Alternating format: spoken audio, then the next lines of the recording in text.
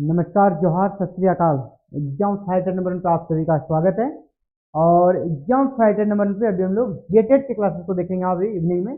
जेटेट 2024 और जेटेट में हमारा जो आज टॉपिक है और एक प्रैक्टिस सेट है वो हमारा सीडीपी से है। ठीक है, जी हाँ, बाल विकास एवं शिक्षा शास्त्र। आज हमारा टॉपिक रहेगा बाल विकास एवं शिक्षा शास्त्र।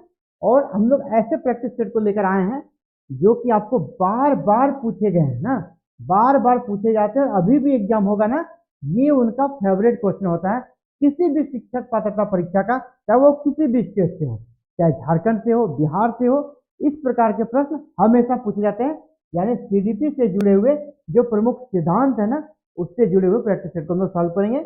मैंने यहाँ पेपर 1 लिखा है 1 to 5 के लिए, लेकिन यह यूजफुल रहेगा आपका 6 to 8 के लिए भी, क्योंकि सीडीपी में 6 to 8 के लिए भी सिलेबस लगभग सेम ही है ना।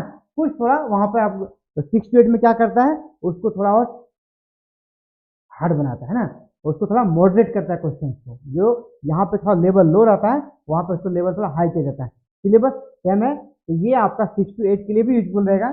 तो प्रैक्टिस सेट को सॉल्व करते हैं, और वो हमारा प्रैक्टिस सेट किसका है, सीडीपी का। तो चलिए पहला प्रश्न आपके सामने, और आप प्रयास करें आंसर करने का कि मेरे बताने से पहले आप खुद से आंसर कर पाए। पहला है, अंतर्दृष्टि सिद्धांत का प्रवर्तक कौन है? अंतर्दृष्टि सिद्धांत का प्रवर्तक किसे माना जाता है? अंतर्दृष्टि सिद्धांत जो दिया गया है उसका प्रवर्तक किसे माना जाता है? कौन सा सिद्धांत है? अंतर्दृष्टि सिद्धांत। सिद्धांत का नाम है आपका अंतर्दृष्टि सिद्धांत। इसका प्रवर्तक कौन है? ऑप्शन कोहलर, कोहलर, थॉर्नाइट, स्किनर या फिर पेवलोव। तो इसका प्रवर्तक कौन है? कोहलर। ए नंबर आपका राइट आंसर होगा, कोहलर। चलिए अगला प्रश्न की ओर बढ़ते हैं। Next question number 2। अगला है थॉर्नडाइक। थॉर्नडाइक ने बुद्धि का कौन सा सिद्धांत प्रतिपादित किया?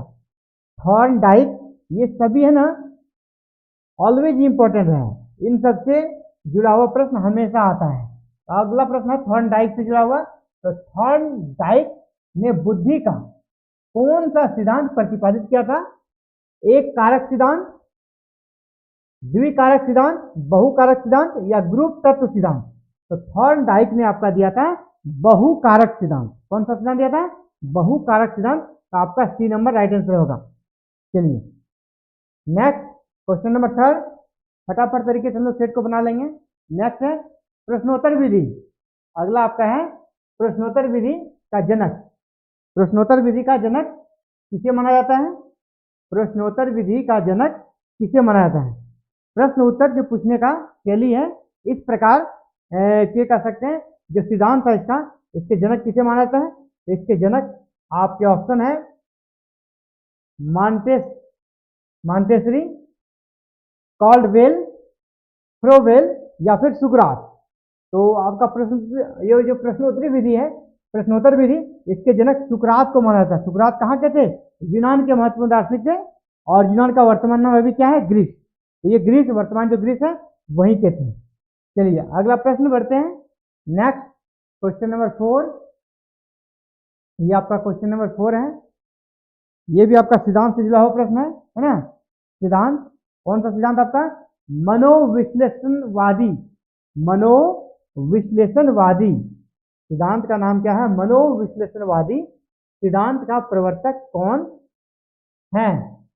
मनोविश्लेषणवादी सिद्धांत का प्रवर्तक कौन है? कोर्टिल, अल्पोर्ट, फ्रायड या फिर साइमन बिनी। मनोविश्लेषणवादी सिद्धांत के प्रवर्तक थे आपका फ्रायड। फ्रायड महोदय थे इनके सिद्धांत के प्रवर्तक। आपका सी नंबर आंसर बन रहा है 4 का।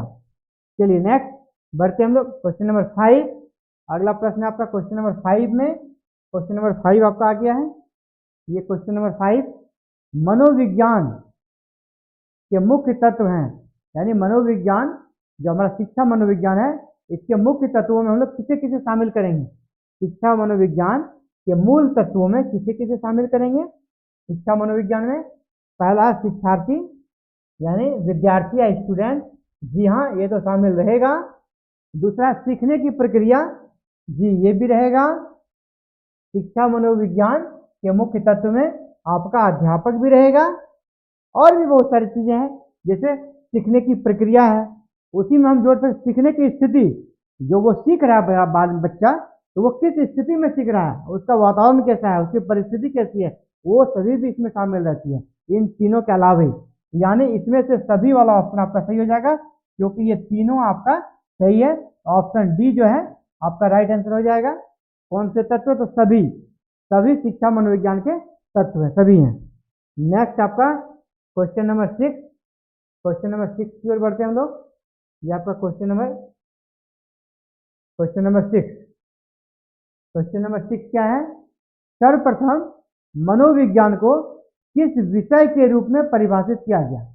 सर्वप्रथम आपका जो मनोविज्ञान विषय है ना, इसको किस विषय का, सर्वप्रथम मनोविज्ञान को किस विषय का अध्ययन करने वाला विषय के रूप में परिभाषित किया गया, यानी इसको किस विषय का एक नाम दिया गया सर्वप्रथम, है ना, स्टार्टिंग में। मन का अध्ययन करने वाला, आत्मा का अध्ययन करने वाला, चेतना का अध्ययन करने वाला, या व्यवहार का अध्ययन करने वाला। तो आरंभिक काल में इसको आपका आत्मा का अध्ययन करने वाला विषय के रूप में परिभाषित किया गया था। आत्मा का अध्ययन, देखिए प्राचीन जो काल था ना, वहां पे धर्म का बहुत बोलबाला था, धर्म का, तो धर्म से जुड़ा हुआ चीज हमारा आत्मा है, उस समय इसको आत्मा का अध्ययन करने वाला विषय के रूप में परिभाषित किया गया था आज के मनोविज्ञान को। ठीक है, चलिए क्वेश्चन नंबर 7, क्वेश्चन नंबर 7 है आपका पियाजे, है ना, ये सभी है ना, पियाजे से जुड़ा हुआ सवाल आपका हर एक एग्जाम्स में आता है ना, ये ऑलवेज इंपॉर्टेंट है। पियाजे से आपका 1 से 2 प्रश्न रहेगा ही रहेगा, चाहे 1 to 5 हो या 6 to 8 हो, सीटेट हो या किसी स्टेट का टेट हो। देखिए पियाजे से जुड़ा हुआ प्रश्न है, पियाजे के अनुसार मूर्त संक्रियात्मक अवस्था का समय काल है, यानी बच्चे में मूर्त संक्रियात्मक अवस्था का विकास किस आयु वर्ग में होता है, यह आपसे पूछा जा रहा है। तो सबसे पहले आपको समझना है मूर्त संक्रियात्मक अवस्था होती क्या है। तो मूर्त संक्रियात्मक अवस्था में क्या करता है बच्चे, वो वस्तुओं को अलग अलग करने लगता है ना, वस्तुओं को पहचानने लगता है, उसका वर्गीकरण करने लगता है, और अपने आप में सामाजिकता का विकास होता है। और ऐसी सामाजिकता नहीं कि उसे हम सिखाएंगे, वो समाज से सीखने लगता है, ऑब्जर्व करने लगता है, कुछ चीजों को ग्रहण करने लगता है, और बहुत सारी चीजों में वो वर्गीकरण कर पाता है ना, उसको पहचानने लगता है, चीजों को पहचानने लगता है और उसका वर्गीकरण करने लगता है। तो ये आपका कौन सा आयु वर्ग है? 2 से 7, 7 से 11, 11 से 15 या 15 से 18। तो इस प्रकार की जो प्रवृत्ति बच्चों में देखी जाती है वो आपका 7 से 11, पियाजे का कहना है इस प्रकार की अवस्था मूर्त संक्रियात्मक अवस्था है, और यह 7 से 11 साल के बच्चों में इस प्रकार की अवस्था पाई जाती है। ठीक है, तो आंसर क्या हो जाएगा आपका? B number. आंसर क्या हो जाएगा? बी नंबर, 7 से 11। तो मूर्त संक्रियात्मक अवस्था आपका कब हो जाएगा? 7 से 11। चलिए क्वेश्चन नंबर 8 की ओर बढ़ गए हम लोग, क्वेश्चन नंबर 8 तक पहुंच चुके हैं। बच्चों की गणित सीखने संबंधी अक्षमता, बच्चे, कुछ बच्चे ऐसे होते हैं गणित वो सीख ही नहीं पाते हैं, यानी उसमें गणित सीखने की अक्षमता है, उसमें क्षमता ही नहीं है, यह इसको क्या कहा जाता है? गणित सीखने संबंधी अक्षमता, यानी उसमें कैपेबिलिटी है ही नहीं जो हम गणित सीख पाएंगे। बहुत सारे बच्चे ऐसे मिलते हैं, तो उसको क्या कहा जाता है मनोविज्ञान के टर्म में? अग्रोफिया, डिस्ग्राफिया, या डिसकैल्कुलिया, या फिर डिस्लेक्सिया। उसको कहा जाता है डिसकैल्कुलिया, डिसकैल्कुलिया कहा जाता है ना, डिसकैल्कुलिया। गणित सीखने संबंधी अक्षमता को क्या बोलते हैं? डिसकैल्कुलिया। 3 नंबर आपका आंसर बन जाएगा। नेक्स्ट आपका क्वेश्चन नंबर 9, क्वेश्चन नंबर 9 आ रहा है समावेशी विकास। समावेशी विकास का अभिप्राय है, बहुत ही इंपॉर्टेंट है ये, है ना।